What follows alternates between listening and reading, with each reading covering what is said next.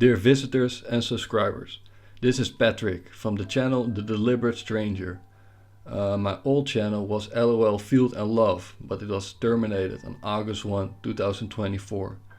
I felt compelled to make a new podcast episode and I want to do more, hopefully with also guests joining me.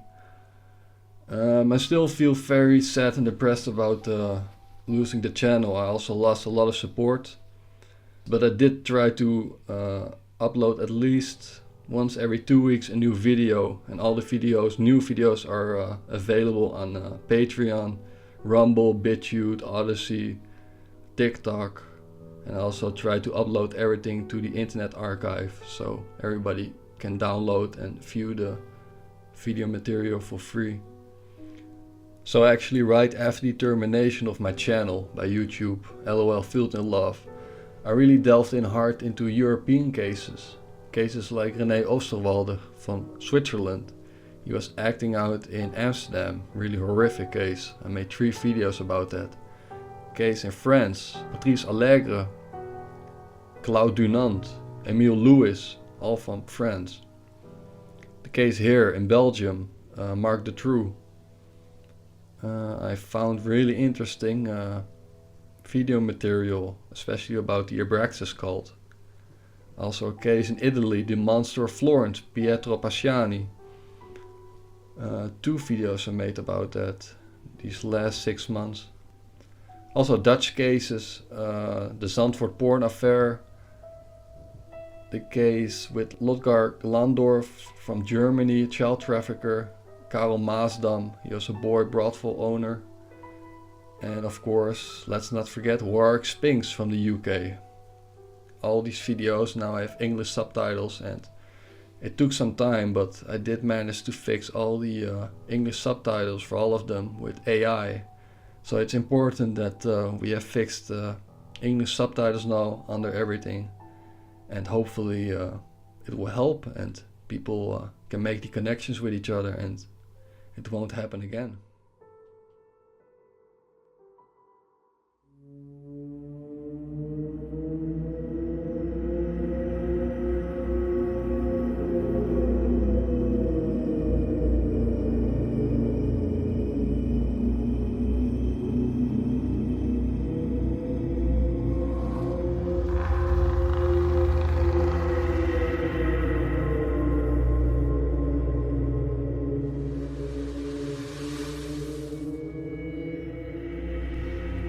So for today I actually wanted to discuss a case that is not very familiar. The case of James Medley, Tracy Gonzales and Christina Sherry. Montreal, James Medley, 38 years old. Christina Sherry and Tracy Gonzales were arrested Friday after what Montreal police describe as one of the worst cases of sexual torture they have seen. Authorities seized weapons, handcuffs, chains and other undisclosed devices used on the girls. Videotapes were also seized. So far, 3 girls between the ages of 15 and 16 have been found. They were sexually tortured at knife point. The victims were lured by telephone calls made to youth centers. The suspects so far face 28 charges on forcible confinement, on sexual assault, on assault with a weapon, on uttering death threats, on procuring persons for prostitution and possession of crack cocaine. Some of the charges date back to 1991. The girls were subjected to abuses that included being forced to drink urine and eat feces. Medley went from an abandoned toddler who grew up under youth protection to a police informant who kept tabs on drug dealings and enforced his victims' silence with threats. After growing up under youth protection and spending nearly 8 years in jail as an adult, Medley, 39 years old, used his knowledge of both those systems to mastermind a sex slavery that preyed on teenage girls under the state's care. And now I did find one video archive clip from the case. It's a very rare case, so let's look at it so at least we have some images and sound attached to this case. Here it is. Gonzales faces 14 years for so he could never be eligible for parole. Pre-sentencing arguments begin December 3rd. 1985. They were friends for 6 years. Claude Aubin thought he could help Medley make something of himself. Aubin says one of Medley's biggest problems is he never grew up. James is a big man with the 5-year-old mentality. So he's a child, doesn't know how to write, doesn't know how to read. Want to be somebody, I would say want to be a little hero. Instead, he became a criminal. At 20, he began serving a 5-year sentence in a federal penitentiary for theft and firearms charges. They granted me parole, but I didn't take it. I didn't take it because I had no place to go and I was happier inside than outside, you know? When Medley did get out, he tried to clean up his act. He went back to school. He got a job in a warehouse. And he moved into this apartment on Walkley with his girlfriend and newborn daughter. He was kind. He was helpful. He wanted to clean up Walkley, he wanted to clean up NDG from crack, from thief. He would have loved to do something very important for his own people, would say, his own society. But his good intentions didn't last. By 1992, he started selling cocaine and guns. He started to rack up a pretty extensive criminal record. It was also around this time he opened his home to runaway girls. I must have had close to 40 or 50 girls running away from Sawbridge and other places, and boys, to my house, and nothing ever happened to them. But last year, police arrested and charged him with kidnapping, forcible confinement, and sexual assault, among other charges. Today, Medley was found guilty of most of the charges. In fact, the Crown prosecutor considers his crime so serious, she wants him declared a dangerous offender. Now, Medley faces a possible life sentence in prison. But he says it was other people in the apartment that were responsible for the crimes, and he still maintains his innocence. I'm sorry for everything that's been going on. If I could ask the judge for the death penalty, I would ask for it. But to all these girls and stuff like that, okay, the only thing I can say, I'm sorry. Jessica Rubinger, CBC News, Montreal. So, and here we have some pictures of a very young James Medley. He had a mental capacity of a 12-year-old, so he was not the sharpest tool in the shed, but this guy was very streetwise. So not to be underestimated, actually. Medley spent some happy times as a child in this home on the, I can't pronounce this, it was in Montreal, the NDG district, I believe, that served as a group home affiliated with the Shawbridge Boys Farm. So it was an orphan home, I guess. Orphanage, I mean. 5345 Walkley Avenue. Medley moved to this apartment after being released from jail in 1986. While living here with his girlfriend, Medley began informing to police about dealings he saw on the street.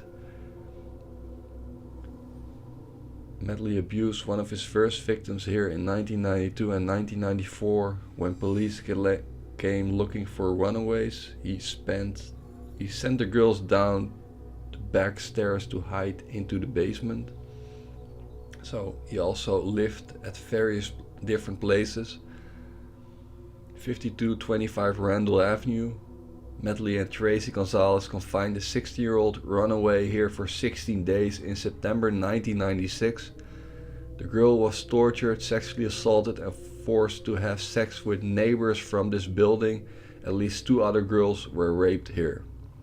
I can remember that James Medley was always proclaiming his innocence and actually said that his neighbors were the real culprits. So it will be actually interesting if we can find more information about who exactly were his neighbors.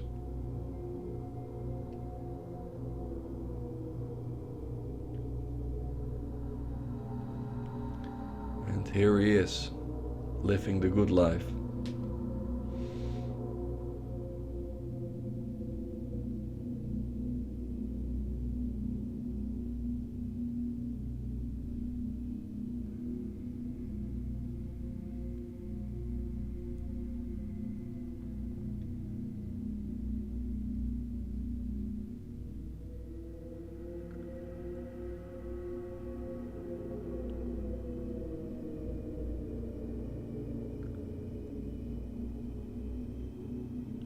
Medley used his knife to threaten his victims while assaulting them.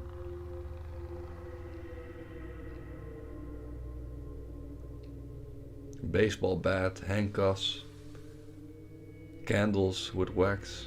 I can see here. Girls testify that Medley tortured them with drips of hot candle wax. Here's a picture of Tracy Gonzales. Christina Sherry left the courtroom under police escort.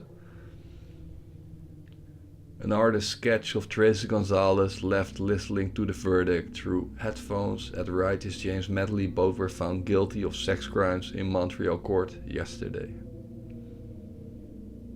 Here's a picture of Medley plugging his ears. He didn't want to hear the testifying witnesses. I believe that was Gonzales and Sherry, giving forth incriminating statements against him. One of the victims believed that Medley had privileged relationship with police officers because he was informing about drug operations in NDG. When Medley owed drug dealers money, the girl said he would invite police to his apartment and snitch on his creditors. I seen him sit down and talk to the police and laugh and joke and rat people out, the girl testified. MUC Police Detective Sergeant Claude Aubin developed a father-son relationship with him, thinking it will be nice to see an underdog win. And that is the same individual that we saw in the old archive video material. And the same man was also accused of sharing secrets with biker gangs and mafia. They received information from him, so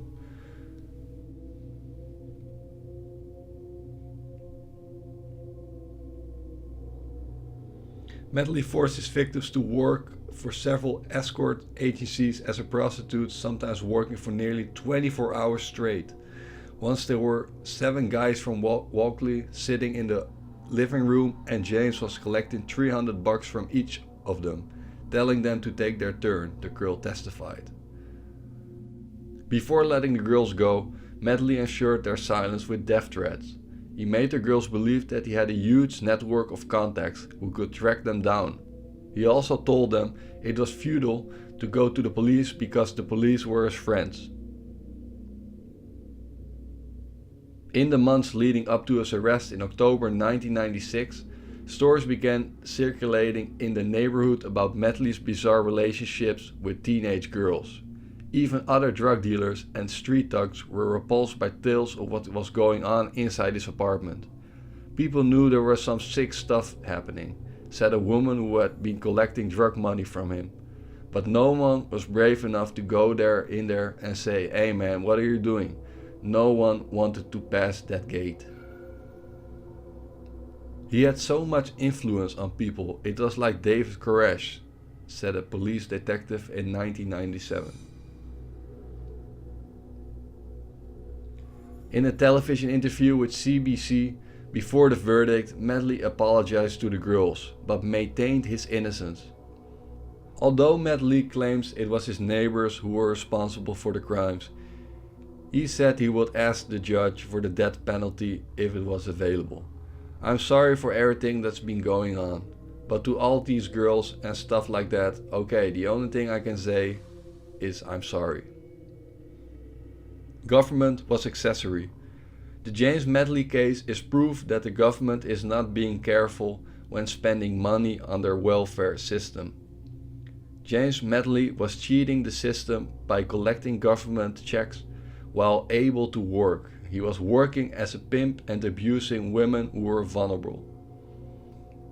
The search engine he used for finding his prey was the government youth protection system. Mr. Medley saw this government program as a filter for finding the women he thought were very good candidates. This is disgusting. Not only did James Medley steal from the government, but he used the government as a tool for obtaining victims. The government needs to take the system more difficult to cheat. Instances like this one prove that sometimes the mistakes of government can be catastrophic. In this particular instance, the government has been found an accessory to a sexual assault and torture.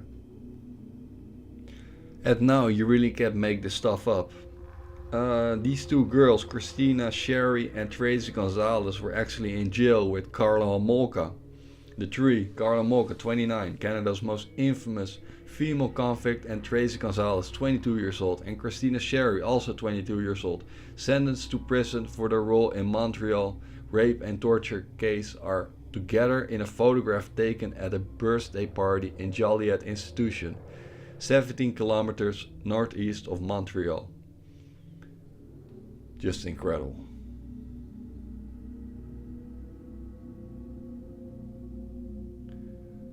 Well, this is of course pure speculation on my part, but given the fact that they were also videotaping their crimes and also the sick practices of drinking urine and eating feces, I can recall that was exactly what Paul Bernardo demanded Karla Homolka to do. So if we can see they're partying in jail over there like they are friends, you can ask the question, the timeline is actually correct. We can maybe make the assumption that they had some association with each other maybe before they went to prison, and we don't know really, but definitely a fact they were in the same criminal enterprises, so it won't be that hard a stretch actually to imagine, but maybe we will never know for sure.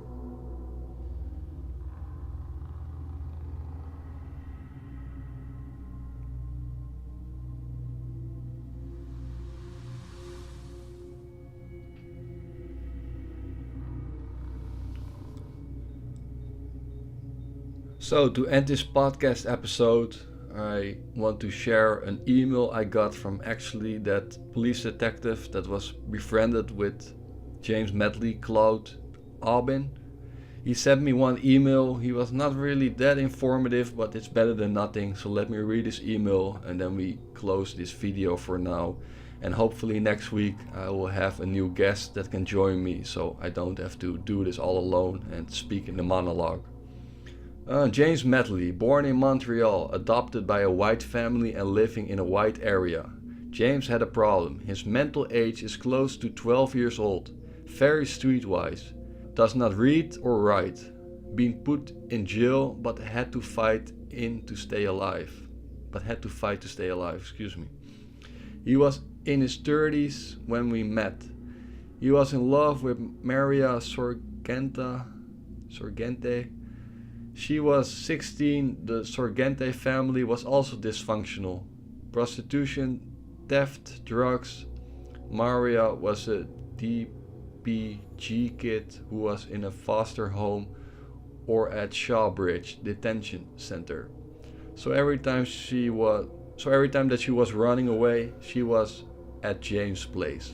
Finally, the judge let her go by living with James. They had a child, a girl. James worked for me to clean Walkley Street. We made a lot of arrests. Walkley Street was full of dealers. James was infiltrating criminal groups, staying overnight on roofs, making Maria taking the notes just because doing this he felt being somebody, being part of the crew. Then I sent him to work with the Black Community Center, but after a while the director of the operation got rid of him. Charles was calling him by his name and not by his rank. It's not the best English, but he's French Canadian, so not to be judgmental, but it's a little bit difficult reading, excuse me. I changed station, and when James arrived to get in my office, the cops told him that he had no business to be in the station. Police officers started being nasty. Don't forget, this man worked for the police for 3 years. All his world collapsed. Some of the police members started to talk about the color of his face. This was too hard for his ego. So, having no mentor, no advice, nobody to be proud of him, he went to the dark side. This 12 years old man became the monster that we know. Claude Aubin. Thank you so much for listening and watching this podcast episode, and hopefully I will be back next week with a new one. Bye bye.